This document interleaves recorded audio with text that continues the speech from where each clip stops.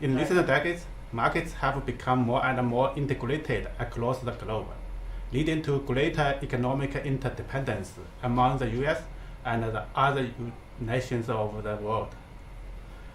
While these changes have reaped many benefits to US consumers and producers, globalization has also generated costs. For example, the relocation of some manufacturing firms overseas or pressure to cut costs from global competition have imposed economic hardship for some workers and households living in the US.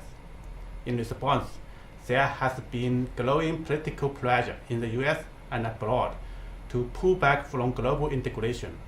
The argument is that greater economic independence might improve socio-economic well-being and reduce vulnerabilities to political and economic volatility abroad. Our project is designed to expand our understanding of the potential ramifications of deglobalization for the Great Lakes region, with particular attention on connections among the food, energy, and water sectors. This video presents more details about the model of the region's economy, which is at the heart of the DRFEWS project. Because we are focused on food, energy, and water within the region, the model is not intended to be a general model of all the regional economy, and it leaves out many details of other sectors. This model will be used to project the systemic impacts of different hypothetical future scenarios, like a trade war or changes in energy markets, on food and energy production in the region, and to assess the social, economic, and environmental consequences of these policies. We illustrate how regional economic models work by first considering a quote-unquote closed regional economy, closed in the sense that there is no trade nor other interactions with the rest of the world. DRFEWS begins with the relationship between farmers who make decisions on crop and livestock production and households who consume food products. Food production responds to the demands of regional households, since there are no interregional or international markets in this simplified closed regional economy. However, households do more than just consume food. They consume all kinds of manufactured goods. The regional manufacturing sector uses capital to produce other goods for those regional households. The agricultural and manufacturing sectors require energy to generate their products. The regional energy sector provides energy inputs for farmers and manufacturers, as well as for households.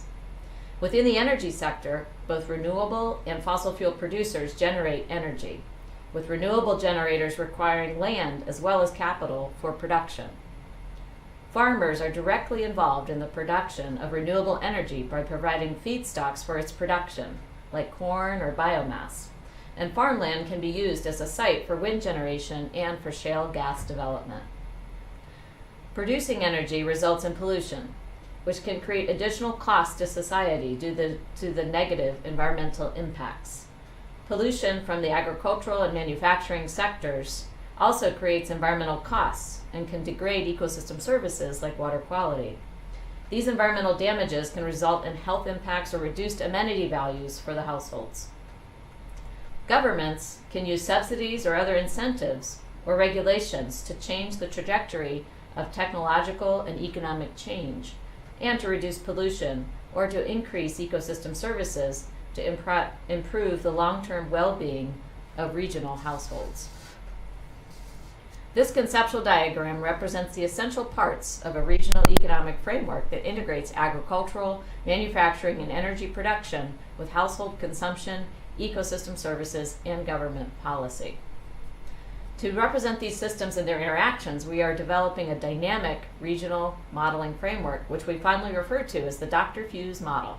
The DRFEWS modeling framework, shown here, is a rigorous accounting of these systems of systems.